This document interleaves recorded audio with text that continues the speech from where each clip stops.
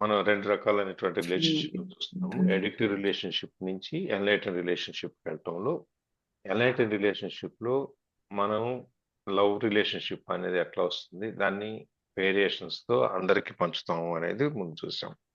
అక్కడి నుంచి ఇది అడిక్టివ్ రిలేషన్‌షిప్‌లో కూడా జరుగుతుంది. అడిక్టివ్ రిలేషన్‌షిప్‌లో కూడా ఈ ఎన్‌లైటన్‌మెంట్ అనేది వస్తుంది. అయితే మామూలుగా అక్కడ ఎన్‌లైటెన్ రిలేషన్‌షిప్‌లో ఉన్నంత కంటిన్యూయస్‌గా ఇక్కడ ఉండకపోవచ్చు. ఎప్పుడైతే ఈ రిలేషన్‌షిప్ అనేది మ్యూచువల్ అడిక్టివ్ నీడ్స్ ఇద్దరి బానిస అవసరాలు అంటే ఇద్దరి అవసరాలు ఒకళ్ళ మీద ఒకళ్ళు ఆధారపడి ఉంటారు కాబట్టి ఈ ఇద్దరి అవసరాల కంటే ఎక్కువ ముందు దూరంగా మనం కనుక చూడగలిగినట్లయితే అప్పుడు ఈ సమ్ మూమెంట్స్ కొద్ది క్షణాలు మాత్రం మనం ఆ ఎన్లైటెన్ రిలేషన్షిప్లోకి వెళ్ళే అవకాశం ఉంటుంది అని చెప్పేసి.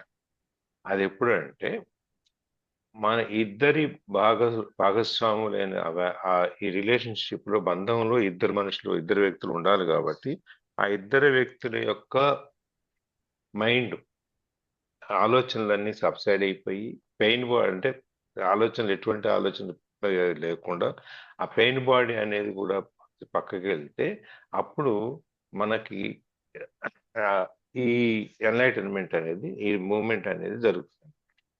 అది ఎట్లాంటి సమయాల్లో జరుగుద్ది అంటే ఇట్స్ ఎ ఫిజికల్ ఇంటిమసీ. శారీరకంగా వాళ్ళిద్దరూ గనక ఎక్కువ పరాకాష్ఠకు చేరుకోగలిగినప్పుడు గానీ, లేకపోతే చైల్డ్ బర్త్ బిడ్డల్ని అదో మనం అనుకున్నాం నిన్న మిరాకిల్ అని చెప్పేసని. అచ్చే అంత అట్లా అద్భుతమైన దీన్ని చూసేటప్పుడు గానీ, లేకపోతే సావులో గానీ, లేకపోతే ఒకళ్ళు బాగా ఒంట్లో బాగాలేని సందర్భంలో గానీ, అప్పుడు ఈ మైండ్ అనేది కొంచెం అచేతన స్థితిలోకి వెళ్ళిపోతుంది. చేతన స్థితిలోకి.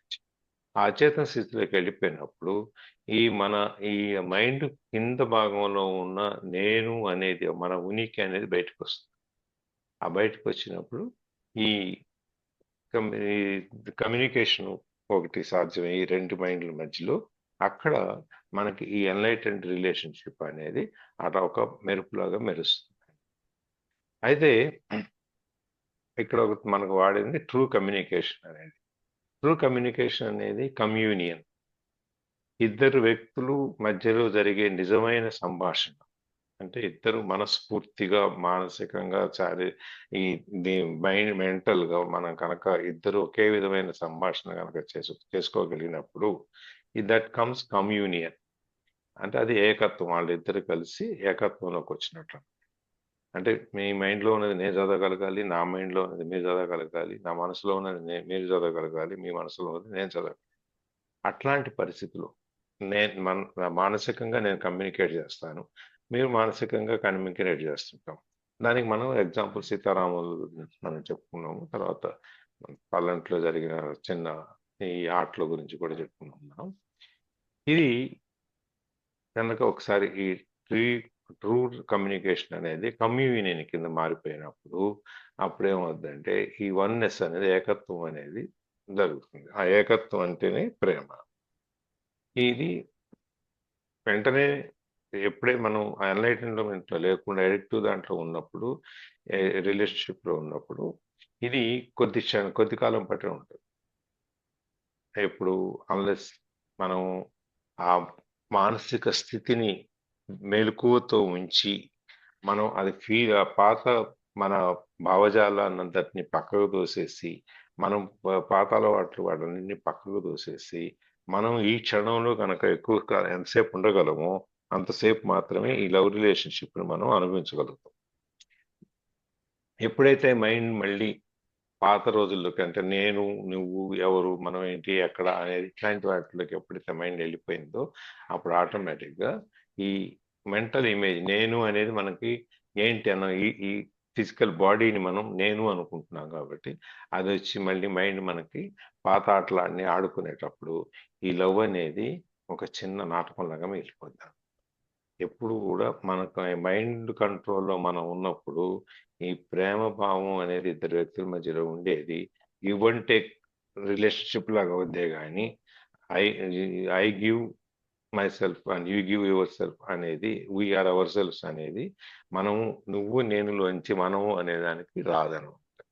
అందుకని చెప్పి ఇక్కడ మనం ఈ ఈ డ్రామా అనేది దాన్ని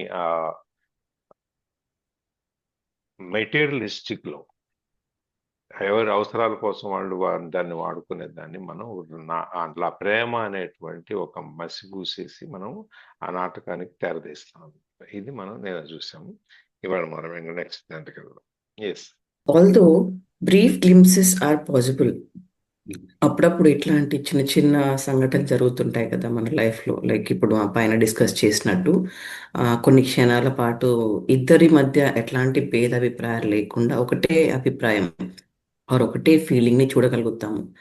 అట్లా జరిగినా కూడా ప్రేమ అనేది ఎక్కువ అంటే ఫ్లరిష్ ఫ్లరిష్ అంటే ఆ, ఏమనొచ్చు, వృద్ధి చెందదని చెప్పుకోవచ్చు. వికసించ వృద్ధి చెందదని చెప్పుకోవచ్చు. ఆర్ వికసించడం అనొచ్చు. సో ఇద్దరి మధ్య ప్రేమ ఎప్పుడు వికసిస్తుంది అంటే, ఆర్ పర్మనెంట్గా వికసించాలి, ఎప్పటికీ అట్లాంటి ఫీలింగ్స్తో ఇద్దరి జీవితం గడపాలి అంటే మన మైండ్, అంటే మనము నేను అనే అహం నుంచి ఆ నేను అనే వ్యక్తిత్వం, నేను ఎవరు, ఆ పర్టికులర్ పేరుతో కూడుకున్న ఆ ఈగోయిస్టిక్ మైండ్ ఆర్ మనకున్న పరిధులు ఆర్ నేను అనే అహంకారం నుంచి ఏ రోజైతే బయటపడతామో ఆ, ఆ నిజమైన ప్రేమ అనేది ఖచ్చితంగా వికసిస్తుంది అనమాట ఇద్దరి మధ్యలో. అది చాలా అంటే ఎక్కువ టైం వరకు, ఏదో ఒక కొన్ని క్షణాల కోసము మనం చూసినట్టు డెలివరీ అయినప్పుడు కానీ, సిక్గా ఉన్నప్పుడు కానీ, చనిపోయినప్పుడు కానీ, బాధలో ఉన్నప్పుడు కానీ ఉండకుండా ఆ ప్రేమ ఖచ్చితంగా వికసిస్తుంది. ఎప్పుడు ఇంకెక్కువసేపు ఉంటుంది, ఆర్ చాలా మీ లైఫ్ మొత్తంగా ఉండే ఛాన్స్ ఉంటుంది. ఎప్పుడైతే మనము అనే ఒక అహంలో నుంచి మనం బయటకు రావడానికి ట్రై చేస్తామో ఆర్ బయటకు వస్తామో ఆ టైం ఖచ్చితంగా మనకు పెరుగుతుంది మన లైఫ్లో. Your presence of intense enough to have dissolve the pain body. అప్పుడు మన పెయిన్ బాడీ అంటే మన మన లైఫ్, మన బాడీ ఎప్పుడు ఆర్ మన మైండ్ ఎప్పుడు ఒక పెయిన్ బాడీ లాగా ఉంటుంది. ఎట్లా అంటే ఆ పాత బాధలు కానీ, గాయాలు కానీ అవి మనల్ని ఒక స్ట్రెంగ్త్, ఒక శక్తి లాగా వెంబడిస్తూ ఉంటాయి. ఒక ఎనర్జీ లాగా మనల్ని పట్టుకొని కూర్చుంటాయి. ఏదైతే ఈ పెయిన్ బాడీ ఉందో, పాత జ్ఞాపకాలతో కూడుకున్నవి కానీ, ఆ బాధలు కానీ, ఆ ట్రామా కానీ, ఏదైనా సరే ఏవైతే పట్టుకొని కూర్చున్నామో అవి మనల్ని వదిలిపెట్టిపోతాయి అన్నమాట. Are you can at least remain present as a watcher. మీరు అట్లీస్ట్ ఆ పెయిన్ బాడీలో కలిగే ఆ ఉద్రిక్తత, లేకపోతే ఆ బాధలు, ఆ ఈగోయిస్టిక్ మీ చర్యలు, అవన్నీ కూడా వెళ్ళిపోతాయి ఎప్పుడైతే లవ్ ఫ్లోరిష్ అవుతుందో, ఆర్ అట్లీస్ట్ ఆ టైం దొరుకుతుందో, or at least remain present is watcher. At least చూడగలగాలి తప్ప దాన్ని జడ్జిమెంట్ చేయొద్దు. ఇప్పుడు మనం మెడిటేషన్ చేసుకుంటే ఖచ్చితంగా మనకు ఆలోచనలు వస్తాయి. వాటిని ఇంకా దానికి బలపరచకుండా, ఎట్లా అయితే మనం జస్ట్ యాజ్ ఎ వాచర్ అయితే జస్ట్ వాటిని వీక్షించి వదిలేయడం నేర్చుకుంటాము, వచ్చిన ఆలోచనలని జస్ట్ చూస్తూ దాన్ని పట్టుకొని ఆ, ముందుకెళ్ళకుండా జస్ట్ చూసి వదిలిపెట్టేంతగా మన ఆలోచనలని మనము గడిపేస్తూ ఉంటే, అంటే తీసేస్తూ ఉంటే, ఈవెన్ అప్పుడు కూడా మనకు ఈ ప్రేమ ఆ, ప్రేమ దశ, అంటే ఇద్దరి మధ్య ప్రేమ అనేది పెంచుకోవడానికి సాధ్యమవుతుంది అనమాట. The pain body can not take you over and so become destructive of love. అప్పుడు ఈ ఆ క్షణాలు ఎప్పుడైతే మనం వాచర్ లాగా, ఎప్పుడైతే మనం అవి గమనిస్తూ ఉంటామో ఆలోచనలని, మన అంటే నేను అన్న భావంకి వచ్చినప్పుడు, నేను అనే అహం మనల్ని అడ్డుపడుతున్నప్పుడు, ప్రేమలోకి పోవడానికి అడ్డుపడుతున్నప్పుడు, ఆ, అడ్డుపడే ఆ, ఈ శక్తి ఏదైతే ఉందో మైండ్కి, దాన్ని మనము pain body cannot take you over and so become destructive. So ఇది మనల్ని ఆ, అధికారం చెలాయించలేదు అనమాట. ఇక ఎప్పుడైతే మనము ఆ ప్రేమని పొందాలనుకుంటామో ఆర్ జస్ట్ గమనించి మనల్ని మనం గమనించి వదిలేస్తూ ఉంటామో, యాజ్ అన్ ఒక వాచర్ లాగా, ఒక ఆలోచనలు గమనించి దాన్ని పక్కకి జరిపేసి ప్రేమను మట్టుకే చూడడానికి ట్రై చేస్తూ ఉంటాము. అంటే ఇతరులు చేసిన దాన్ని మంచిగా మలుచుకొని చూడటము, లేదా దాంట్లోని ప్రేమని వెతకడము, ఎప్పుడు దాంట్లో నుంచి జడ్జి చేయకుండా, లేదు ఇది తప్పు కావచ్చు అనే ఒక భావనకి వెళ్ళకుండా, ఇద్దరి మధ్యలో ఎప్పుడు ఒక ఆ, ఆ, ఒక సటిల్నెస్, ఒక ప్రేమ ప్రేమ క్రియేట్ కావడానికి ఆ, అంటే మనం ప్రయత్నించవచ్చు అనమాట. ఎలా ఈ వాచ్ చేయడము ఆర్ ప్రేమని పెంచుకోవడానికి ప్రజెంట్లో ఉండడం అనేది చేస్తే ఈ మన పెయిన్ బాడీ, మన బాధలతో కూడుకున్న మన మైండ్ మనల్ని కంట్రోల్ చేయదు. ఈ ఈ ప్రేమ పుట్టే అవకాశాలని చంపేదన్నమాట. సో ఖచ్చితంగా మనము ఆ మన ఆలోచనలు గమనిస్తూ ఉండాలి, గమనించి దాన్ని దాటేస్తూ ఉండాలి. అండ్ ప్రస్తుతంలోకి వెళ్ళి మన కొత్తగా జీవించడానికి మాత్రం ఖచ్చితంగా ప్రయత్నించాలి.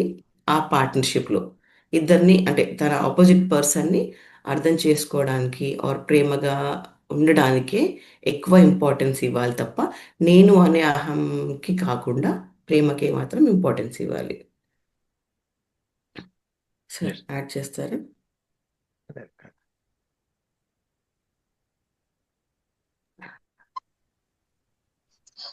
Relationships as spiritual practice, as the egoic mode of consciousness and all the social, political, and economic structures that is created enter the final stage of collapse.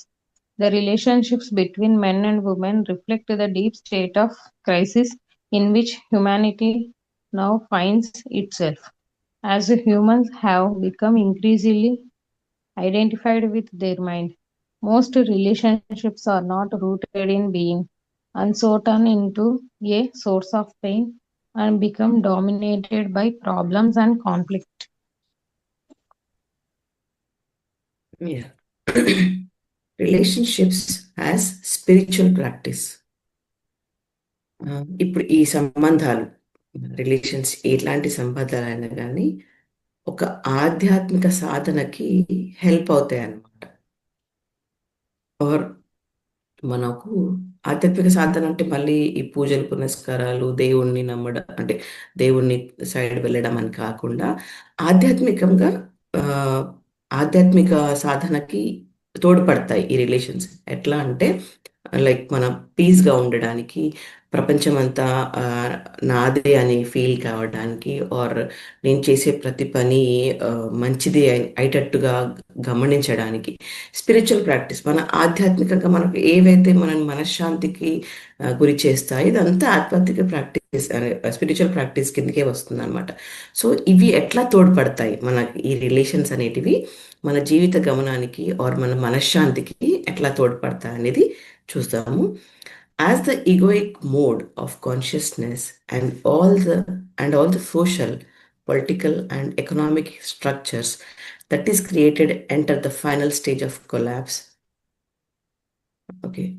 So ఇప్పుడు ప్రపంచం ఎట్లుంది అంటే ఈ అహంకారంతో కూడుకున్నదై ఉండి మనకు అంటే ఒక కూలిపోతున్న దశలో ఉందన్నమాట. ప్రతి ఒక్క మనిషి నేను నాది అని, ఆర్ మనం పొలిటికల్గా చూసుకున్న ఒక ఒక గుంపుగా, లైక్ ఒక రిలీజియన్ మాట్లాడుకుంటే ఆ, వాళ్ళ అహంకారాలు వాళ్ళకున్నాయి. అంటే నా దేవుడే గొప్పవాడు అనేసి, లేదా నా రిలీజనే గొప్ప అనేసి.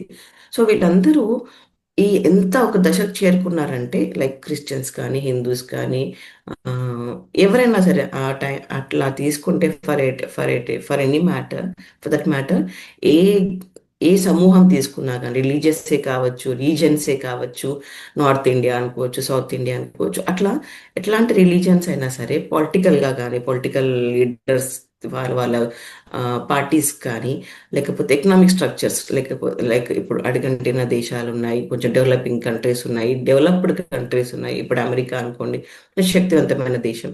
ఇండియా ఇంకా డెవలపింగ్, చైనా కొంచెం డెవలపింగ్. అట్లా కొన్ని ఇవన్నీ అన్నిటి పరంగా చూసుకుంటే వాళ్ళ ఈగోస్ వల్ల ఒక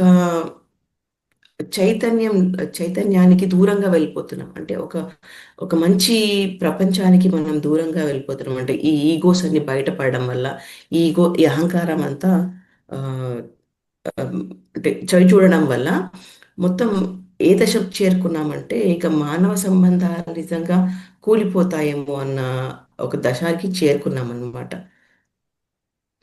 సో ఇవన్నీ ఇప్పుడు the relations between men and women reflect the deep state of crisis in which humanity now finds it self. So ఈ ప్రభావం ఆబ్వియస్లీ చిన్న చిన్నగా మారి ప్రతి ఒక్క మనిషి పైన కూడా డిఫరెంట్గా పడుతుంది. ఎవ్రీ పర్సన్ పైన ఆలోచనలు కూడా డిఫరెంట్ పడతాయి. ఆర్ ప్యారలల్గా ఈచ్ పర్సన్ ఒక నేను నాది అనుకున్నప్పుడు ఆబ్వియస్గా ఇది మళ్ళీ రిలేషన్ మనం ఫస్ట్ ప్రేమగా లేనప్పుడు మనం నార్మల్గా ఏమనుకుంటాము, ఆ, ఇంట్లో గెలిచి రచ్చ గెలవాలి అన్నట్టుగా మనం ఇంట్లోనే ప్రేమ కనబరచకపోతే వారి ఇంట్లోనే ప్రేమ ఫీల్ కాకపోతే వారి ఇంట్లోనే ప్రేమ చూపించకపోతే బయట చూపించలేము. బికాస్ చిన్న చిన్నగానే ఏదైనా మొదలు పెట్టాలి. ఆర్ చిన్నగా ప్రేమను పెంచుకుంటూ పోవాలి. సో అప్పుడు అది ఒక సమూహంలో మనకు ఆ ప్రేమ కనిపిస్తుంది ఆర్ చూపించగలుగుతాం. బట్ ఎప్పుడైతే ఆ ఇండివిజువల్గా ఆర్ ఈ సమూహంగా ఈ పార్టీల వల్ల ఆర్ రీజన్స్ వల్ల ఎప్పుడైతే అదంతా ఎఫెక్ట్ పడుతుందో ఈ మానవ అంటే జీవనానికి ఒక ఏమంటారు అది నాశనం కావడానికి దగ్గరలో ఉన్నామన్నమాట.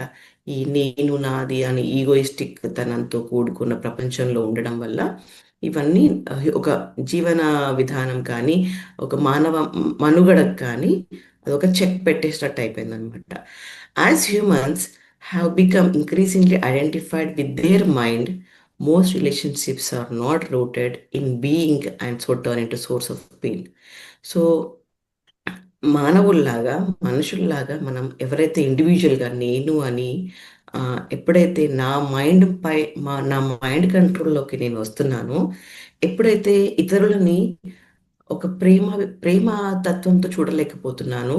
ఎందుకంటే మన ఈగో అనే అడ్డం వస్తుంది. నేనేంటి అక్కడికి వెళ్ళి చేయడం ఏంటి, ఆర్ నేనేంటి వాళ్ళకి ఆ, తగ్గడం ఏంటి, నేనే గొప్ప కదా అని ప్రతి ఒక్క విషయంలో కూడా ఇట్లా అది నేను నేను అని పెరిగిపోవడం వల్ల మన మైండ్ ఆడించే ఆటలో మనం ఒక పాత్రలం కావడం వల్ల మనకంటూ ఒక ఆ, ప్రతి ఒక్క క్షణం ఒక కొత్తగా జీవించడానికి మనకు ఎట్లాంటి స్వేచ్ఛ లేకపోవడం వల్ల ఇదేమవుతుందంటే being and turn source of pain and dominated by the problems and conflict. Okay, so ఆ మైండ్ అనేది మనం డామినేట్ చేయడం వల్ల, మైండ్ అనేది ఏంటి ఈగో, ఇదంతా డామినేట్ చేయడం వల్ల మన రోజుకి ఉన్న కష్టాలు కానీ బాధలు కానీ ఇంకా పెరుగుతున్నాయి తప్ప తరగట్లేవన్నమాట.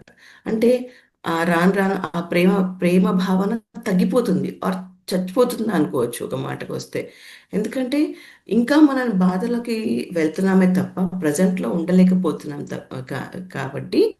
సో ఆ మనలో ఉన్న బాధలు ఇంకా రోజు రోజుకి పెరుగుతున్నాయి because of our ego, because of our mind control.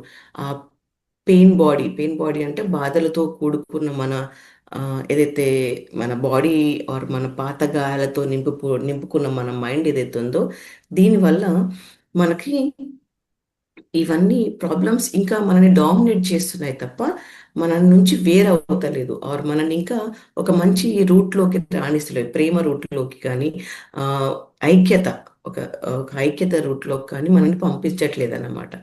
Because of this నేను అనే ఒక ఈగోయిస్టిక్ ప్రపంచంలో ఉండడం వల్ల.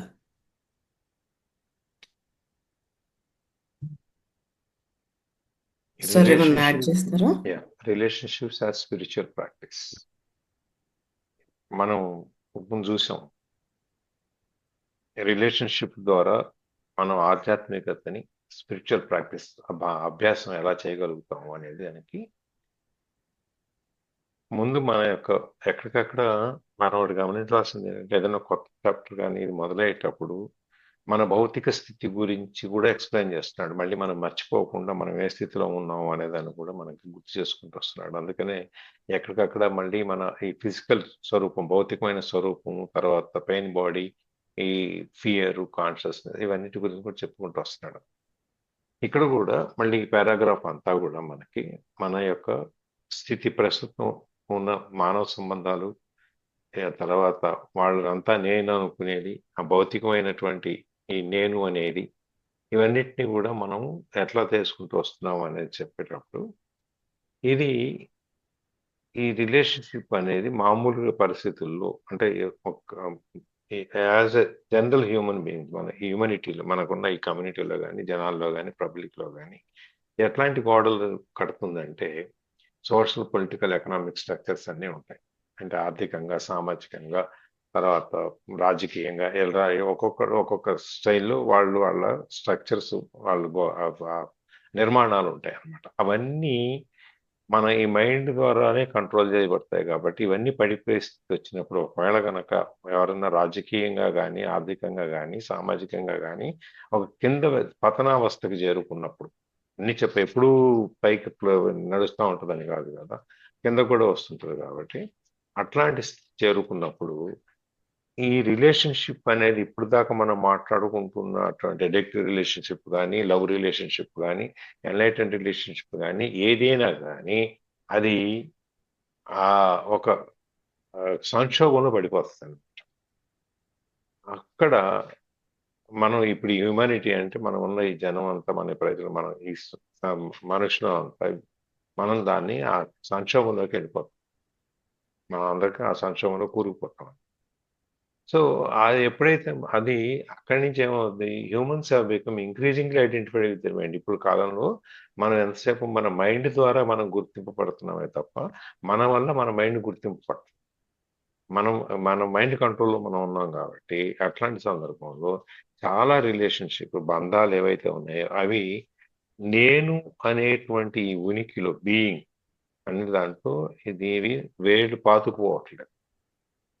అంటే ఈ రిలేషన్షిప్ అన్ని పైన ఉంటున్నాయి కానీ లోపలికి వెళ్ళి ఆత్మ అనే దాంట్లోకి ప్రాణి అనే దాంట్లోకి ఇవన్నీ పాతుకుపోవట్లా. దానివల్ల ఏమవుద్ది, ఇప్పుడు మనం ఒక చెట్టు ఉందనుకోండి, దానికి రూట్స్ లోపలికి ఉంటే వేళ్ళు లోపలికి ఉంటే అది బలంగా ఉండి చెట్టు పడిపోదు. అదే వేళ్ళు పైకి ఉంటే ఏమవుద్ది, పెంచగంటి గట్టి గాలి అని వస్తే చెట్టు పడిపోతాయి. మన సిటీస్లో చూస్తాం, ఎక్కువ వర్షాలు వచ్చినప్పుడు గాలివాన వచ్చినప్పుడు చెట్లు పడిపోతాయి.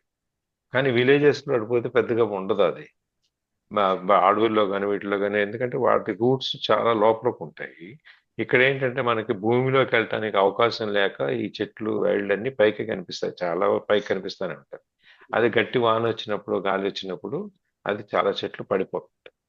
ఇది అట్లాగే ఈ రిలేషన్షిప్ కూడా ఈ మనకి పాతుకుపోలేదు, వేళ్ళు ఊనుకోలేదు, పాతుకుపోలేదు. కాబట్టి ఇవన్నీ ఇట్లాంటి సందర్భాల్లో ఎప్పుడైతే మనిషికి ఈ ఈ కష్టాలన్నీ వచ్చి పతనావస్థలోకి వెళ్ళినప్పుడు ఈ రిలేషన్షిప్స్ అనేవి ఉండవు, బంధాలు అనేవి ఉండవు, అది పోతాయి.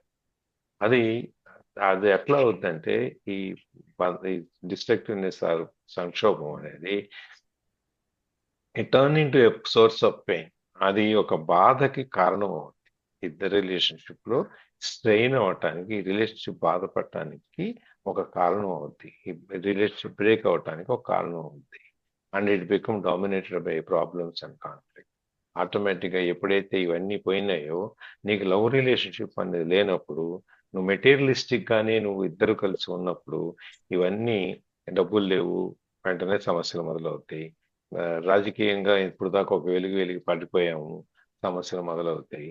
అట్లా సామాజికంగా మనం ఇవన్నీ లేవు, వేరే విధమైన సమస్యలు మొదలవుతాయి. ఇవన్నీ కూడా మనకి ఒక బాధకు కారణమయ్యి అక్కడి నుంచి సమస్యల్లో నుంచి కాన్ఫ్లిక్ట్, ఇద్దరికి వ్యతిరేకం పోట్లాడుకోవటం, వీటన్నిటిలోకి జరుగుతుంది అనమాట. ఆ ఇద్దరు వ్యక్తులు అప్పుడు దాకా ఇవన్నీ బాగున్నప్పుడు ఇద్దరు బాగానే ఉన్నారు, ఇవన్నీ పోయినప్పుడు ఆ రిలేషన్షిప్ కష్టంలో ఉన్నప్పుడే మనకి బాధ తెలుస్తుంది. ఇప్పుడు మనకి ఇబ్బంది ఉందనుకోండి, ఆర్థికంగా కానీ సామాజిక ఎక్కువ ఇబ్బందులు మనకి ఆర్థికంగా ఉంటాయి. మనకు నార్మల్ కమ్యూనిటీలో మన పొలిటీషియన్స్ మన పాలిటిక్స్లో లేం కాబట్టి వాళ్ళకి ఏమవుతుంది, మనకి ఫైనాన్షియల్గా ఆర్థికంగా సమస్య వచ్చింది అనుకోండి, వెంటనే మనకి చాలా మంది దూరం అయిపోతారు.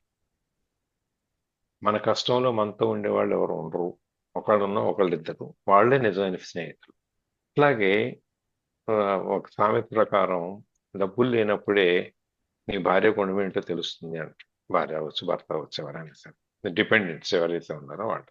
మన దగ్గర డబ్బులు లేవనుకోండి భర్త దగ్గర, అప్పుడు భార్య యొక్క టెంపర్మెంట్ ఎట్లా ఉంది, కష్టంలో ఎందుకండి పర్వాలేదు నేను ఉన్నాను అంటుందా, లేకపోతే ఉసుసులు లేకపోతే అచ్చిరాకులు ఇవన్నీ మొదలవుతాయా అని. అది మనకి అట్లా ఈ సంబంధ బాంధవ్యాలన్నీ కూడా ఇట్లాంటి ఒక స్ట్రెయిన్ వచ్చినప్పుడు, ఒక ఇబ్బంది వచ్చినప్పుడు, సంక్షోభం వచ్చినప్పుడు ఇవన్నీ కూడా బయటకు వచ్చి కష్టాలు, ప్రాబ్లమ్స్, కాన్ఫ్లిక్ట్స్, చికాకులు ఇవన్నీ మొదలవుతాయి అన్నమాట. అంటే రిలేషన్షిప్స్ ఎట్లాంటి సందర్భంలో ఎలా సఫర్ అవుతాయి, కాబట్టి అలా సఫర్ అవ్వకుండా మనం ముందుకెళ్ళాలంటే ఏం చేయాలి అనే దాని గురించి ముందు ప్రస్తుత స్థితి ఏంటి అనేది, ఇట్లాంటి పరిస్థితులు జనరల్గా జరిగే కండిషన్స్లో ప్రస్తుత స్థితిలో ఇద్దరు వ్యక్తుల మధ్యలో సంబంధ బాంధవ్యాలు ఎట్లుంటాయి అనేది ఎక్స్ప్లెయిన్ చేస్తాం. నెక్స్ట్ పారాగ్రాఫ్ చూద్దాం. ఇంకెవరైనా కాంట్రిబ్యూట్ చేస్తారు? ఇందులో షేరింగ్ ఉందా?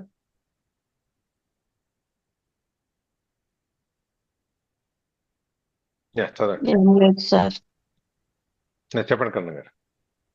ఏం లేదు సార్, నెక్స్ట్ కి వెళ్ళొచ్చు. ఎస్, లక్ష్మీదేవి గారు. Millions are now living alone or as single parents, unable to establish an intimate relationship or Or unwilling. to repeat the Yes, sir. Yes, sir. To repeat the incense drama of past relationships, others go from one relationship to another, from one pressure and pain cycle to another, in search of the Elusive goal. elusive elusive goal of fulfillment through union with the opposite energy polarity. Still others compromise and continue to be together compromise. compromise and continue to be together in a dysfunctional relationship in which dysfunctional relationship in which negativity prevails for the sake of the children or security, through force of habit, fear of being alone, or some other mutually beneficial arrangement, or even through the unconscious addiction to the excitement of emotional drama and pain.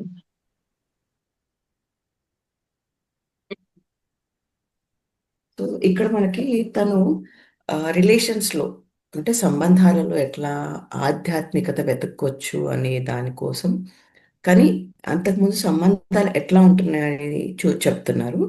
రాను రాను దాంట్లో నుంచి కూడా మనం ఎట్లా వెతుక్కోవచ్చు అనేది చెప్తారు. So అంతకుముందు ఇప్పుడు సంబంధాలు ఎట్లా ఉన్నాయని దాని కొంచెం క్లుప్తంగా మాట్లాడుతున్నారు. Millions are now living alone or as single parents, unable to establish an intimate relationship or unwilling to repeat the insane. So ఇప్పుడు చాలా మంది ఎక్కువ మట్టుకు పేరెంట్స్ని చూస్తుంటే ఆర్ రిలేషన్స్లో ఉన్న వాళ్ళని చూస్తుంటే వాళ్ళు సింగిల్గా ఉండడానికే ఇష్టపడుతున్నారు అనమాట.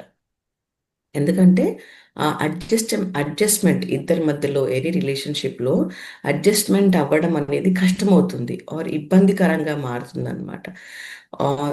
సింగిల్ పేరెంట్గా సపోజ్ ఇప్పుడు నేను చెప్పిన ఎగ్జాంపుల్స్లో సింగిల్ పేరెంట్గా అంటే వైఫ్ అండ్ హస్బెండ్ మ్యారేజ్ అయిన తర్వాత పిల్లలైన తర్వాత అభిప్రాయాల భేదాలతో కానీ ఇంకేమైనా గొడవలతో కానీ కమర్షియల్గా వాళ్ళకు మనీ పరంగా ఇబ్బందుల వల్ల కానీ ఆర్ అడ్జస్ట్ చేసుకోకపోవడం వల్ల కానీ కాంప్రమైజ్ అవ్వకపోవడం వల్ల కానీ పేరెంట్స్ అంటే మదర్ సపరేట్గా ఉంటుంది, ఫాదర్ సపరేట్గా ఉండటం జరుగుతుంది అనమాట.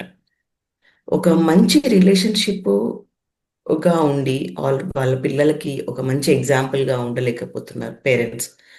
సింగిల్గానే ఉండాలని కోరుకుంటున్నారు బికాస్ ఆ అడ్జస్ట్మెంట్ అవ్వట్లేదు. బికాస్ చిల్డ్రన్ కోసం మాత్రం అసలే ఉండట్లేదు. అట్లీస్ట్ పిల్లల కోసం మనం ఉందాము అని ఆలోచించట్లేకుండా ఈచ్ అండ్ అంటే అక్కడే పిల్లలు కూడా అక్కడ కొన్ని రోజులు ఇక్కడ కొన్ని రోజులు తిరగడం కానీ ఆర్ ఎవరైనా ఒకరే హ్యాండిల్ చేయడం కానీ అట్లా జరుగుతుంది అనమాట. And intimate relationship are unwilling to repeat the insane drama or past relationships.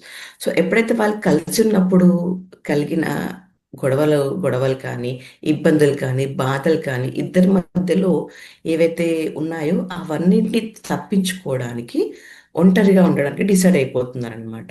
ఇక చాలు ఇద్దరం సెపరేట్గా ఉందాం అనుకోవడము, అంటే ఇష్టం ఉండి ఉండడము, అంటే మ్యూచువల్ కన్సెంట్తోనే ఉండడము, లేకపోతే గొడవపడి విడిపోయి సెపరేట్గా ఉండడం మాత్రం జరుగుతుంది ఖచ్చితంగా. చాలా మట్టుకు రిలేషన్స్లో ఇద్దరు సెపరేట్గా చూస్తున్నాం పేరెంట్స్ని. Others go from one relationship to another, from one pleasure and pain cycle to another, in search of elusive goal of fulfillment through union or opposite. Yeah. So కొంతమంది అందులో నుంచి సింగిల్గా ఉండిపోతుంటారు. ఇక ఎవరితోని కలిసి ఉన్నా ఇట్లాంటి బాధలు తప్పవు, ఆర్ అట్లాంటి డిసిజన్కి వచ్చేసేసి సింగిల్గా ఉండిపోతారు. బట్ ఇంకొంతమంది సింగిల్ పేరెంట్స్ ఏం చేస్తారంటే వీళ్ళతో బాగాలేదు కాబట్టి వేరే వాళ్ళతోని కలిసి ఉంటే వాళ్ళు బాగుంటారేమో. ఇప్పుడు మనం ఎట్లాగైతే ఇప్పుడున్న పరిస్థితి నుంచి నెక్స్ట్ రేపు బాగుంటుంది, రేపు పొద్దున్న ఆ సక్సెస్ తీసుకుంటే నాకు బాగుంటుంది అన్నట్టుగా మనం ఎట్లాగైతే ఫ్యూచర్ పైన డిపెండ్ అవుతున్నామో, ఆర్ వేరే వాళ్ళతో కలిసినప్పుడు కానీ ఆర్ వాళ్ళతో రిలేషన్షిప్ గట్టిగా అయినప్పుడు కానీ నేను బాగుంటాను అని అనుకున్నప్పుడు, అట్లాంటి ఆలోచనలు మనకు ఉన్నప్పుడు సేమ్ థింగ్ ఫ్యూచరిస్టిక్గా మనం ఎట్లాగైతే మాట్లాడతామో, ఫ్యూచర్లో మన ఆశలన్నీ ఎట్లా ఉన్నాయని అనుకుంటాము, సేమ్ థింగ్ ఆ సింగిల్ పేరెంట్స్ కూడా వేరే పర్సన్ అంటే ఇంకొక తన పార్ట్నర్ కాకుండా, ఇంతకుముందు ఉన్న పార్ట్నర్ కాకుండా ఇంకొకరితో కలిసి ఇంకొక ఆపోజిట్ రిలేషన్, అంటే ఆపోజిట్ పర్సన్, మేల్ అయితే ఫీమేల్తోని, ఫీమేల్ అయితే మేల్తోని వేరే వాళ్ళతోని మింగిల్ అయినప్పుడు నాకు బాగుంటుంది అనే ఉద్దేశంతో వేరే రిలేషన్షిప్లోకి వెళ్తుంటారు అనమాట. ఫ్రమ్ వన్ ప్లేజర్ ఇట్లా వాళ్ళకి బాగుంటుందేమో అని అటు ట్రాన్స్ఫార్మ్ అవుతూ ఉంటారు, ఆ రిలేషన్లోకి ఎంటర్ అవుతూ ఉంటారు అనమాట. In search of elusive goal for fulfilment through union with the opposite energy polarity. So ఆ సంతోషం ఎప్పుడైతే మనకు ప్రీవియస్ పార్ట్నర్ నుంచి కలగలేదో, ఆ ప్రేమ దొరకలేదో, ఇక ముందు వేరే వాళ్ళతో దొరుకుతుందనేసి ఆ సింగిల్ పేరెంట్ వెళ్ళి ఇంకొక పర్సన్ తోని కలవడం కానీ, ఇక సంబంధం పెట్టుకోవడం కానీ, పెంచుకోవడం కానీ, కలిసి ఉండడం కానీ జరుగుతుంది అనమాట. ఎందుకు అంటే ఆ అక్కడెక్కడైతే మిస్ అయిన ఆ ప్రేమ ఉందో, ఆ ఇంటిమసీ ఉందో, అది వేరే వాళ్ళు సెర్చ్ చేయడానికి ఈ సింగిల్ పేరెంట్స్ డెసిజన్ తీసుకుంటారనమాట. Still, others compromise and continue to be together in a dysfunctional relationship in which negativity prevails for the sake of children or security. But కొంతమంది ఎవరైతే ఇండిపెండెంట్గా ఇవాళ రేపట్లో వైఫ్ అండ్ హస్బెండ్ మధ్యలో ఎవరైతే ఇద్దరు పని చేసుకుంటూ, ఇద్దరు బాగా ఎర్న్ చేసుకుంటూ, ఇండివిజువల్గా కూడా మాకు ఎట్లాంటి ప్రాబ్లమ్స్ రావు అన్న పరిస్థితిలో ఉన్న వాళ్ళు ఖచ్చితంగా సింగిల్ పేరెంట్గా ఉండిపోతున్నారు, ఆర్ వాళ్ళు వేరే వాళ్ళ దగ్గరికి వెళ్ళి ఆర్ వేరే వాళ్ళతో కలిసి ఉండడం జరుగుతుంది. కానీ కొన్ని ఇబ్బందులు ఉన్న ఫ్యామిలీస్ కూడా, అంటే ఎప్పుడు కొంతమంది గొడవలు పడుతూ అప్పుడప్పుడు ప్రేమగా ఉంటూ, అంటే కొంచెం అడ్జస్ట్ అవుతూ, కొంచెం కాంప్రమైజ్ అవుతూ, తిట్టుకుంటూ కొట్టుకుంటూ మళ్ళీ ప్రేమగా ఉంటుకుంటూ తప్పక, అంటే ఇట్లాంటి పరిస్థితుల్లో నుంచి కూడా బయటపడలేక, ఆర్ మేబీ వాళ్ళ ఆర్థిక పరిస్థితులు వాళ్ళకి హెల్ప్ చేయకపోవడం వల్లనో, వాళ్ళ దగ్గర అంత డబ్బు లేకపోవడం వల్లనో, ఆర్ బయటకు వెళ్ళి సింగిల్గా ఉండే ధైర్యం లేకపోవడం వల్లనో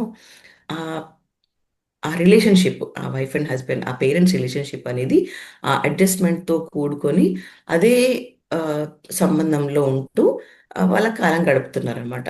వాళ్ళ దాంట్లో కష్టాలున్నా నష్టాలున్నా అప్పుడప్పుడు కొన్ని ఇష్టాలున్నా కానీ ఇక అడ్జస్ట్ అయిపోతూ ఉంటున్నారనమాట. అట్లాంటి రిలేషన్స్ కూడా ఉంటున్నాయి. For the sake of children or children కోసం కానీ, మేబీ పిల్లల భవిష్యత్తు ఏమవుతుందో, సింగిల్గా పిల్లలు కష్టపడతారేమో, ఇక ముందు వాళ్ళకి హ్యూమన్ అంటే వాళ్ళకు ఫ్యామిలీ వాల్యూస్ తెలియకుండా పోతాయేమో అనేసి అట్లీస్ట్ వాళ్ళ కోసం అన్నా కానీ వాళ్ళు కలిసే ఉంటున్నారనమాట. ఆ రెస్పాన్సిబిలిటీ ఇద్దరు కలిసి షేర్ చేసుకుంటూ ఉంటారు, ఇష్టం లేకున్నా కానీ తప్పక. సోషల్ రెస్పాన్సిబిలిటీ ఉందనో, లేకపోతే బయటకు వెళ్తే చెడ్డ పేరు వస్తుందనో కానీ, ఇక పిల్లల కోసం అన్నా కానీ కలిసి ఉంటున్నారు. వాళ్ళ రిలేషన్షిప్లో ప్రేమ లేకున్నా అప్పుడప్పుడు ఏదో నా మాత్రానికి వచ్చిపోయే ప్రేమలు తప్ప, చిల్డ్రన్ పైన కామన్ ప్రేమ ఉండడం వల్ల వాళ్ళు అడ్జస్ట్మెంట్ అవ్వుకుంటూ అట్లాంటి రిలేషన్షిప్లో ఉంటున్నారు. Or the unconscious addiction to the excitement of emotion, drama and pain. So ఆ రిలేషన్షిప్లో మనం ఆల్రెడీ చూస్తుంటాం, దాంట్లో కొన్ని రిలేషన్స్లో అడిక్షన్ ఉంటుంది. కొంతమంది తిట్టినా కొట్టినా పడుతుంటారు, బికాస్ వాళ్ళకి వేరే ఛాన్స్ ఉంటుంది, వేరే ఆల్టర్నేట్ లేదు వాళ్ళకి లైఫ్లో. To the excitement of emotional drama and pain. So అట్లాంటి ఈ డ్రామా అంటే ఈ నాటకాలు నడుస్తూ ఉంటాయి అనమాట మన లైఫ్లో. అప్పుడే బాగుంటారు, అప్పుడే కొట్టుకుంటారు, అప్పుడే తిట్టుకుంటారు, ఆర్ మాట్లాడుకోకుండా కూడా గడుపుతుంటారు ఇద్దరు వైఫ్ అండ్ హస్బెండ్. బట్ కలిసి మాత్రం ఉంటారు బికాస్ ఆఫ్ ఈ రెస్పాన్సిబిలిటీలు అనుకోవచ్చు, ఇంకా ఏమైనా ఆర్థిక పరిస్థితులు అనుకోవచ్చు, ఆర్ బయటకు వెళ్ళి సింగిల్గా బ్రతికి ఇష్టం లేకపోవచ్చు, ఆ సొసైటీలో పేరు పోతుందన్న బాధతో కానీ ఆ, వాళ్ళు ఆ రిలేషన్షిప్ కంటిన్యూ అవుతుంటారు, ఆర్ మేబీ కలిసి ఉండడానికి ప్రయత్నిస్తూ ఉంటారు. అంటే ఇట్లా మానవ సంబంధాలు అనేది ఆ, ఒక స్టేజ్కి వచ్చేసినాయి. ఇక కలిసి ఉండడం అనేది ఖచ్చితంగా ప్రాబ్లం అవుతుంది. సింగిల్గా ఉండడమే ఇష్టపడుతున్నారు జనాలు. సార్, ఏమన్నా Yes. యాడ్ చేస్తారా? యాక్చువల్లీ ఇది పెద్ద టాపిక్, చాలా మంది దగ్గర చాలా అభిప్రాయాలు ఉంటాయి దీనిపైన.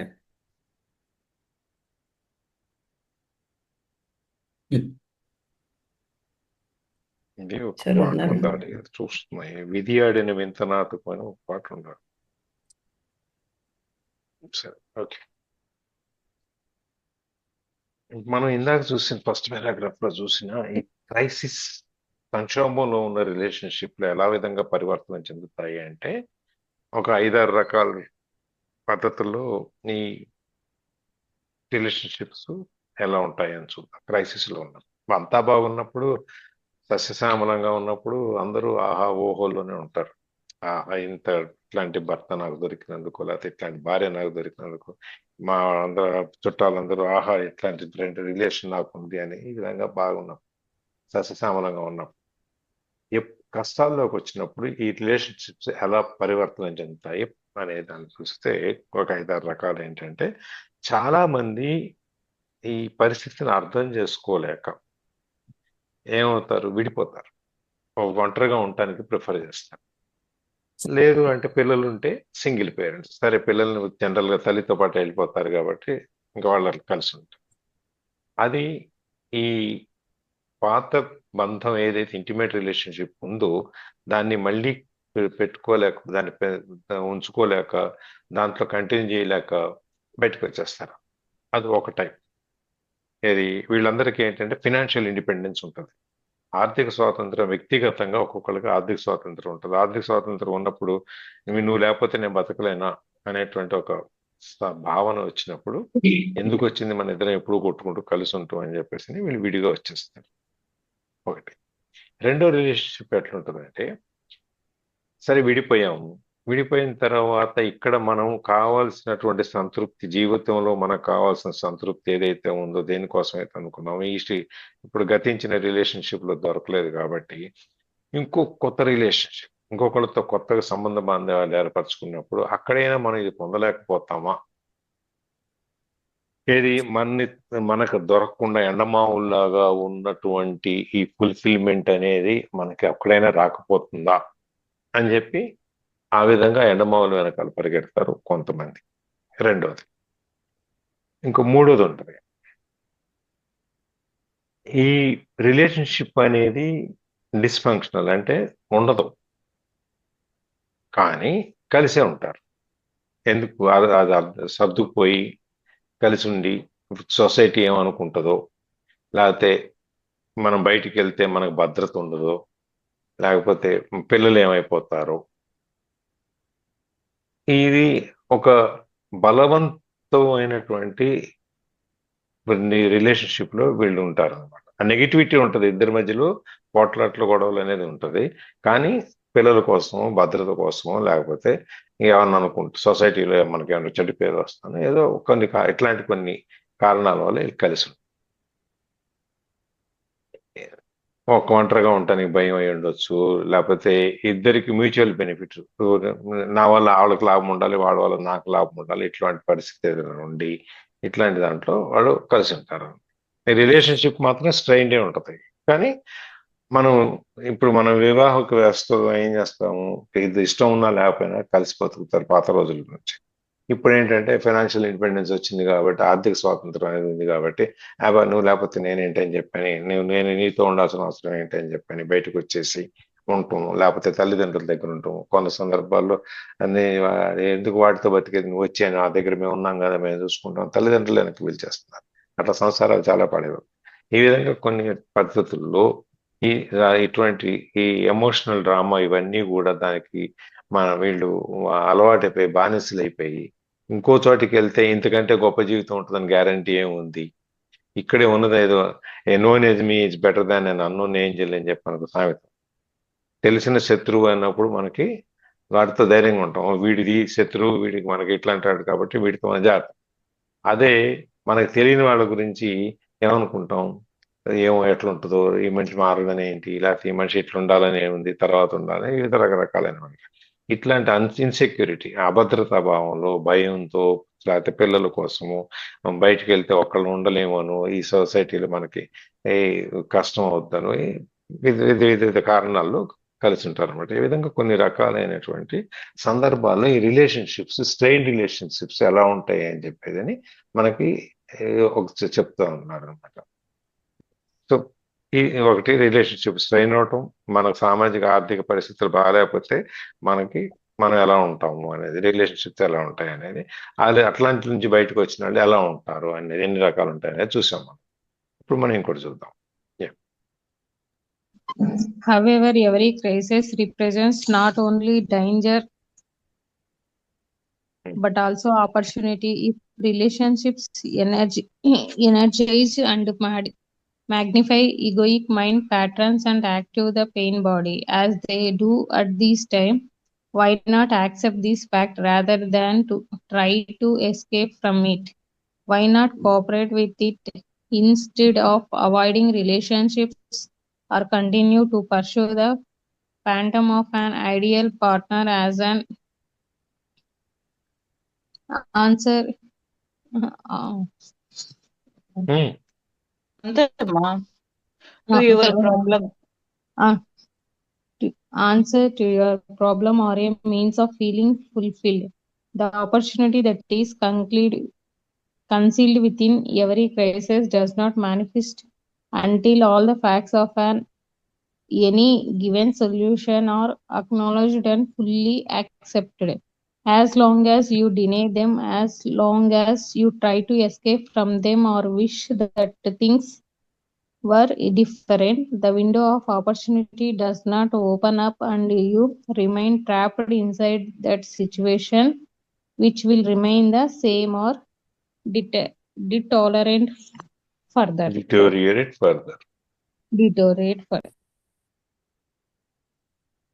So, however, every crisis represents not only danger but also opportunity. So మన లైఫ్లో చూసుకుంటే మనకి ఎప్పుడైనా ఏదైనా కష్టం వస్తే అది మనల్ని ఒక బాధలోకి తీసుకెళ్తుంది, ఆర్ ఆ ఛాలెంజ్ ఫేస్ చేయగలిగే సత్తా మన దగ్గర ఉంటే దానికి మనం సొల్యూషన్ ఫైండ్ అవుట్ చేస్తాం. సేమ్ థింగ్ అట్లాగే, అంటే మనకు అట్లాంటి కెపాసిటీ మన దగ్గర ఉంటే ఖచ్చితంగా ప్రాబ్లంకి మనం సొల్యూషన్ ఫైండ్ అవుట్ చేసి ఆ ప్రాబ్లం నుంచి మనం బయటపడతాం. లేదు, ఆ కెపాసిటీ లేని వాళ్ళు ఆ సమస్యలోనే కూరుకుపోతుంటారు. లైక్ మనకు నష్టం వచ్చినప్పుడు దాంట్లో నుంచి ఈ మధ్య కొన్ని చూసాము, సూసైడ్స్ చేసుకుంటున్నారు పెద్ద పెద్ద బిజినెస్ మ్యాన్స్ అట్లాంటి వాళ్ళు. ఆర్ అట్లాంటి కష్టం వచ్చినప్పుడు దాంట్లో నుంచి ఎట్లా బయటకు పడవచ్చు అనేసి దాంట్లో ఒక ఐడియా తీసి వాళ్ళు ముందుకెళ్ళిన వాళ్ళని కూడా చూస్తున్నాం.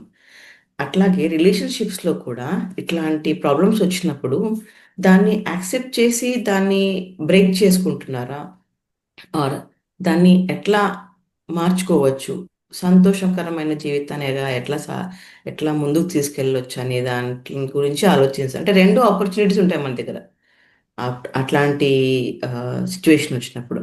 If relationships energize and magnify egoic mind patterns and activate the pain body as they do at this time, why not accept this fact rather than try to escape from it? So ఈ relationships ఇట్లాగే కొనసాగాయి అనుకోండి, అంటే బాధలతో కూడుకొని ఇట్లాగే కొనసాగుతున్నాయి అంటే దానికి ఏమన్నట్టు, మనం ఇంకా మన ఈగోయిక్ లైఫ్కి ఇంపార్టెన్స్ ఇస్తున్నట్టు అనమాట. అండ్ అంటిల్ మన దగ్గర ఈ ప్రేమ అంటే మనం రెండు సిచ్యువేషన్ అనుకుంటున్నాం కదా, దాన్ని ప్రాబ్లమ్ సాల్వ్ చేయాలనుకుంటున్నాము, అదర్వైజ్ దానిలో చిక్కుకుపోయి ఆర్ సెపరేట్ కావాలనుకుంటున్నాం. సో ఎప్పుడైతే మనము ఈ ఈగోయిక్ మైండ్కి ఎక్కువ బలం చేకూరుస్తాము, నేను అన్న దానికి ఎక్కువ ఇంపార్టెన్స్ ఇస్తాము, మనమంతా ఒకటే ఆర్ మన ఇద్దరము ఒకటే కదా, ఒకటే పడవలో ప్రయాణించే ప్రయాణికులం కదా, ఏది జరిగినా మనం చూసుకుందాము అన్న దాని దూరంలో ఉంటారా? ఆర్ లేదు, నాది నా లైఫ్, నేను నేను అంటే సింగిల్ లైఫ్, నా అహం నాదే, నువ్వు చెప్తే నేను ఎందుకు వినాలి, ఆర్ ఎనీ సిచ్యువేషన్ కావచ్చు, ఆ ప్యాటర్న్కి ఎప్పుడైతే మనము బలం చేకూరుస్తామో అప్పుడు ఖచ్చితంగా ఆ రిలేషన్షిప్కి ఇక వేరే దారి ఉండదన్నమాట. సో అట్లాంటి టైం వచ్చినప్పుడు ఆ ఈగోయిక్ మైండ్ని పక్కన పెట్టగలిగితే మనకు ఆ ఆ స్వాతంత్రం దొరుకుతుంది. అంటే వేరే సొల్యూషన్ ఫైండ్ అవుట్ చేయడానికి దారి దొరుకుతుంది అనమాట. Why not cooperate with it instead of avoiding relationships or continuing to pursue the phantom of an ideal partner as an answer to your problems or means of feeling fulfilled? So మీరు ఆ situations వచ్చినప్పుడు ఎందుకు ఇద్దరు cooperate చేసుకొని, లేదు ఇద్దరు కూర్చొని మాట్లాడుకొని దాన్ని ఎట్లా సాల్వ్ చేయొచ్చు అనుకొని, కొంచెం ఇద్దరు ఒక మెట్టు తగ్గి అది ఎట్లా సాల్వ్ చేసుకోవచ్చు, మన రిలేషన్షిప్ ఇంకా ఎట్లా బలపరుచుకోవచ్చు అనే విధంగా ఇద్దరు కలిసి, ఒక్కరు మాత్రం ఖచ్చితంగా కుదరది, ఇద్దరు కలిసి ఆలోచించగలిగితే, ఇద్దరు కలిసి ఒక అడుగు వేయగలిగితే ఖచ్చితంగా మనకు ఆ ఆ ఆ సంబంధం అనేది గట్టిపడుతుంది. అంటే ఇద్దరు మారితేనే ఆ సంబంధంలో ఖచ్చితంగా మనం ప్రేమ చూడగలుగుతాం.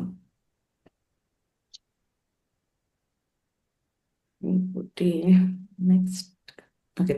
The opportunity that is concealed within every crisis does not manifest until all the facts of any given situation are acknowledged and fully accepted. So అది మంచిగా మారడానికి రెండు దారులు వెతుకున్నప్పుడు ఎప్పుడైతే కలిసి ఉందాము ఆర్ సరే దీనికోసం ఒక సొల్యూషన్ ఫైండ్ అవుట్ చేద్దాము అని అనుకున్నప్పుడు ఖచ్చితంగా ఆ సిచ్యువేషన్లో అంటే ప్రాబ్లం ఎందుకు వచ్చింది, ఎక్కడ నుండి స్టార్ట్ అయింది అని ఈచ్ అండ్ ఎవ్రీ కోణంలో, ప్రతి ఒక్క కోణంలో మనం కూలకుశంగా వెతికి తీసి ఆ ప్రాబ్లం అంటే ఎందుకు, ఎక్కడ, ఎట్లా పుట్టింది అన్న నుంచి ఇక్కడ వరకు, అంటే ఈ సిచ్యువేషన్ వరకు వచ్చింది అన్న దాని గురించి ప్రతి ఒక్క దాని గురించి మనం మాట్లాడుకొని డిస్కషన్ చేసుకునగలిగితేనే ఆ ప్రాబ్లంకి మనం సొల్యూషన్ ఫైండ్ అవుట్ చేయొచ్చు అని చెప్తున్నారు. అంటే ఇప్పుడు వచ్చింది కదా ప్రాబ్లం, దీనికి ఇప్పటిప్పుడు సొల్యూషన్ ఏంది అని కాకుండా, ఇది ఎక్కడి నుంచి అంటే ఈ ప్రాబ్లం రావడానికి కారణాలు ఏమేమి అని మనము ఒక క్లియర్గా మనం ఆలోచించగలిగితే, ఆర్ ఇద్దరు కలిసి ఒక పేపర్ పైన పెట్టగలిగితే, ఆర్ ఇద్దరి మధ్యలో డిస్కషన్స్ చేయగలిగితే ఆ ప్రాబ్లంకి పర్మనెంట్ సొల్యూషన్ దొరుకుతుంది. ఓన్లీ ఆ టైంకి మట్టుకే ఆ ప్రాబ్లమ్ని సాల్వ్ చేసేయడానికి కాకుండా, దీనికి ఉన్న పుట్టుపూర్వోత్తరాలు కానీ దానికి కారణమైన రీజన్ని ఫైండ్ అవుట్ చేయగలిగితే ఇంకోసారి ఇలాంటి ప్రాబ్లంకి మన దగ్గర ఎప్పుడు వచ్చినా కానీ మనం ఈజీగా దాన్ని దాటుకొని వెళ్ళొచ్చు అనేసి అట్లాంటి డిస్కషన్స్ అనేది కావాలి. As long as you deny them, as long as you try to escape from them or wish that things will different, the window of opportunity does not open up and you remain trapped inside the situation. So మీరు ఎంతవరకు అయితే, ఎప్పటి వరకు అయితే మారాలని కోరుకోరో, are ఇది ఒక ప్రాబ్లంగా కాకుండా ఒక సొల్యూషన్గా మన లైఫ్లో ఉండిపోవాలని కోరుకోరో, ఆర్ ఎప్పటి వరకు ఇవన్నీ మీరు సమకూర్చుకొని ఇద్దరు కలిసి ఎప్పుడైతే ముందడుగు వెయ్యారో అప్పటి వరకు మీకు ఆ దారి దొరకదన్నమాట. సొల్యూషన్ ఫైండ్ అవుట్ చేయడం కానీ, ప్రేమగా ఉండడానికి కావలసిన ఇంగ్రీడియంట్స్ ఆర్ మనకు మనసు కానీ, డబ్బులు కానీ, టైం కానీ, స్పేస్ కానీ ఇవన్నీ దొరకవన్నమాట. అన్లెస్ మనం ఇవన్నీ తీసుకొస్తే కానీ, అంటే కూర్చొని మనము ప్రతి ఒక్క దాన్ని ఒక డైవర్స్ అంటే ఒక ఈచ్ అండ్ ఎవ్రీ టాపిక్ని డిఫరెంట్గా అనలైజ్ చేసి, ప్రాబ్లమ్స్ ఉన్న ఈ సిచ్యువేషన్స్ ఎందుకు వచ్చాయన్న each and every part of the ప్రాబ్లమ్ని అనలైజ్ చేసి మనం మధ్యలో డిస్కషన్ పెట్టుకున్నాడు. నార్మల్గా ప్రాబ్లం వచ్చినప్పుడు మాట్లాడుకోకుండా లోపల లోపల పెట్టుకొని బాధపడుతూ ఆర్ కోపడుతూ యాక్చువల్ విషయం ఏంటో బయట చెప్పకుండా ఇద్దరి మధ్యలో డిఫరెన్సెస్ ఫామ్ అవుతూ ఉంటాయి. బట్ ఎప్పుడైతే క్లియర్గా ఇద్దరు చెప్పుకోగలుగుతారో, ఇద్దరు డిస్కస్ చేయగలుగుతారో, ఆ ప్రాబ్లంకి ఖచ్చితంగా సొల్యూషన్ దొరుకుతుంది ఇద్దరు కలిసి చేసిన నాడు. And will remain the same and Detroit further. So అలా చెయ్యని నాడు మాత్రం ఖచ్చితంగా అది తెగిపోవాల్సిన రిలేషన్షిప్పే, అంటే ఇద్దరు సెపరేట్ కావాల్సిన రిలేషన్షిప్పే, ఆర్ ఇద్దరి మధ్య ఎప్పటికీ ఆ డిఫరెన్స్ మాత్రం ఉండిపోతుంది. ఎట్లాగైతే కొన్ని రిలేషన్షిప్స్లో అడ్జస్ట్ అవ్వుకుంటూ ముందుకు వెళ్తున్నారో, సో ఆ రిలేషన్ అట్లాగే ఉండిపోతుంది అనమాట ఎప్పటికీ. ఇద్దరి మధ్య ఎప్పుడు ఒక కామన్ మాట కానీ కామన్ ఫీలింగ్ కానీ ఉండకుండా అడ్జస్ట్ అవుతుంటూ వెళ్తుంది, ఆర్ ఇద్దరు సెపరేట్ అయిపోయి ఉంటారనమాట. సో ఇలాంటి రిలేషన్స్లో మనకు రెండు దారులు దొరికితే ఆ రెండో దారి చూస్ చేసుకోవడం ఎట్లా అని చెప్పారు. ఆర్ చూస్ చేసుకోకపోతే ఇక అడ్జస్ట్ అవుతూ అట్లాంటి వాళ్ళతో గడపాల్సి వస్తుంది, ఆర్ ఎల్స్ విడిపోవాల్సి వస్తుంది అనమాట. సార్ సర్దుకుపోవటం, ఓకే అర్థం ఎవరైనా యాడ్ చేసుకోవటం. చేస్తారా?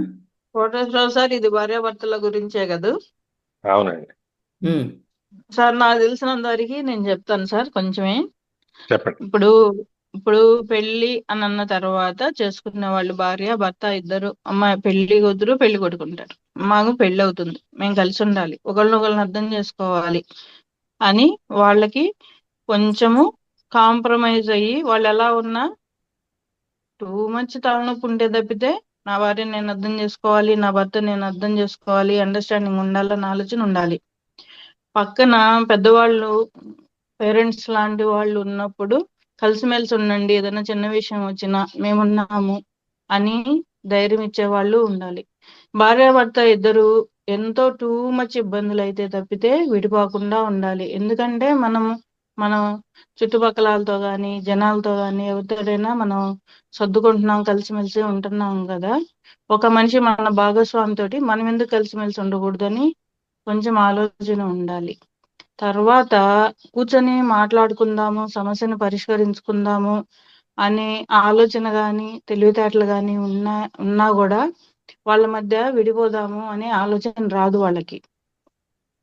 ఒకవేళ వాళ్ళ మధ్య ఉన్న గొడవలు అవుతున్నా చాలా వరకు తెగేదాకా వచ్చినా అప్పుడు కొంచెం పెద్ద వాళ్ళు కొద్దిగా అవగాహన ఉండి వాళ్ళు ఎందువల్ల మీ మధ్య ఇట్లా గొడవలు వస్తున్నాయి, మీరు ఒకళ్ళు సర్దుకొని ఉండండి, తర్వాత మీరు విడిపోతే ఇబ్బందులు పడతారు అని చెప్పే వాళ్ళైనా ఉండాలి. విడిపోయిన తర్వాత వచ్చే కష్ట సుఖాలన్నీ బేరీజ్ వేసుకోవాలి. కలిసి ఉంటేనే కలదు సుఖం అని తెలుసుకోవాలి. పిల్లలు గనక ఉంటే దీని ఎఫెక్ట్ ఖచ్చితంగా పిల్లల మీద పడుతుంది. వీళ్ళు గనక ఒకళ్ళని వదిలిపెట్టేసి మళ్ళీ వేరే పెళ్లి చేసుకోవాలి, ఖచ్చితంగా ఒంటరిగా ఉండలేరు. చేసుకున్న తర్వాత ఇంక రెండో పెళ్లి వాళ్ళంట. ఇదిగో ఏమన్నా గట్టిగా మాట్లాడితే ఎదుగో ఆడు కూడా అట్ట మాట్లాడబట్టే కదా వదిలేసి ఉంటారు వాళ్ళు. ఇలాంటి నిందలు కూడా వాళ్ళు జీవితాంతం మోస్తూనే ఉండాలి. మంచి అయినా చెడైనా చేసుకున్న వాళ్ళతోటే సంతోషంగా ఉండటానికి ప్రయత్నం చేయాలి. కొంత అవగాహన మాత్రం భాగస్వామి పట్ల ఉండాలి అని నేను అనుకుంటున్నానండి. ఇది తెంచుకుంటే తెగిపోయేదైతే పెళ్లి చేసుకోవడం ఎందుకు, కలిసి ఉండటం ఎందుకు, అవగాహన లేక విడిపోతున్నారు. అసలు చిన్న విషయం దగ్గర ఒక్క సెకన్, ఇప్పుడు ఆత్మహత్య చేసుకోవాలంటే కూడా ఒక సెకనే, విడిపోవాలంటే కూడా ఒక సెకనే. ఆ ఒక్క సెకను, ఆ ఒక్క క్షణాన్ని గనక మనం అధిగమించగలిగి ఏం జరగబోతుంది అని ఒళ్ళు దగ్గర పెట్టుకొని మనసులో భయం తెచ్చుకుంటే ఇట్లాంటి అనర్థాలు జరగకుండా ఉంటాయి అని నా అభిప్రాయం సార్. Very right. ఇది సర్దుకుపోవటం, అర్థం చేసుకోవటం రెండు విషయాల మీద డిపెండ్ అయింది. టైం అయింది కాబట్టి రేపు చూద్దాం దాన్ని, ఇంకొంచెం ఎక్స్ప్లెయిన్ చేద్దాం. బాగా చెప్పారు, ఇంకొంచెం ఎక్స్ప్లెయిన్ చేద్దాం. Thank you sir. రేపు మన జ్యోతి గారు కూడా కొంచెం ముందు వస్తే దీంట్లో కొంచెం షేర్ చేయడానికి. ఇప్పుడు మీకు ఎంత టైం పడుతుంది అంటారు? ఆ టైం మీరు తీసుకోవచ్చు కదా, మీరు బిజీగా లేకపోతే. 10 నిమిషాలు పైన పడుతుంది, టైం అయిపోయింది. మనం ఏది ఓకే సార్. కంప్లీట్ చేసేటప్పటికి ఇంకో 10 నిమిషాలు పడుతుంది.